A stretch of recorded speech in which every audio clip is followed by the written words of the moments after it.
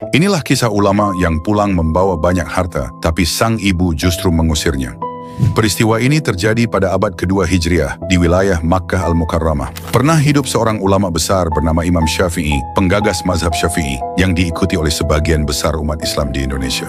Beliau lahir dalam keadaan yatim. Ibunya, Fatimah Al-Azdiyah, membesarkannya dengan penuh kesabaran. Mereka hidup dalam kemiskinan yang ekstrim, hingga Imam Syafi'i kecil harus mengumpulkan potongan tulang, pelepah kurma, dan tembikar pecah untuk menulis pelajaran karena tidak mampu membeli kertas. Ketika Imam Syafi'i memutuskan merantau ke Madinah untuk berguru kepada Imam Malik, ibunya melepasnya dengan sebuah pesan. Pergilah nak, tuntutlah warisan Rasulullah. Kita bertemu di akhirat saja, jika dunia tidak mempertemukan kita. Bertahun-tahun Imam Syafi'i berkelana dari Madinah hingga Baghdad, hingga beranjak dewasa dan menjadi seorang ulama yang kecerdasannya luar biasa. Kemampuannya dalam sastra serta hukum Islam membuatnya sangat dihormati. Banyak orang kaya dan penguasa memberinya hadiah sebagai bentuk penghormatan. Singkat cerita, setelah perjalanan panjang menimba ilmu, Imam Syafi'i memutuskan pulang ke Makkah dengan membawa puluhan unta yang memuat emas, perak, dan kain berharga hasil pemberian yang halal. Sesuai adab sebelum memasuki kota, Imam Syafi'i mengutus seorang untuk menemui ibunya dan mengabarkan kedatangannya.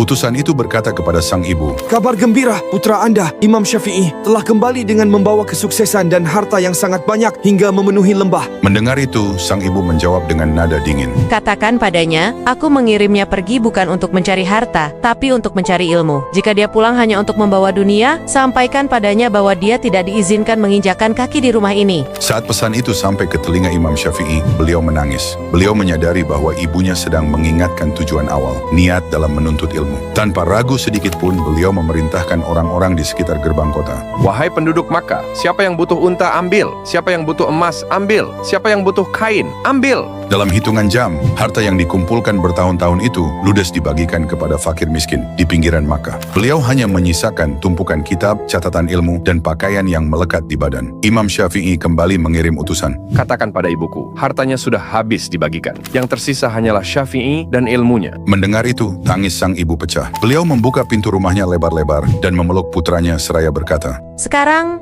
ibu rida padamu. Inilah harta sejati yang ibu harapkan darimu.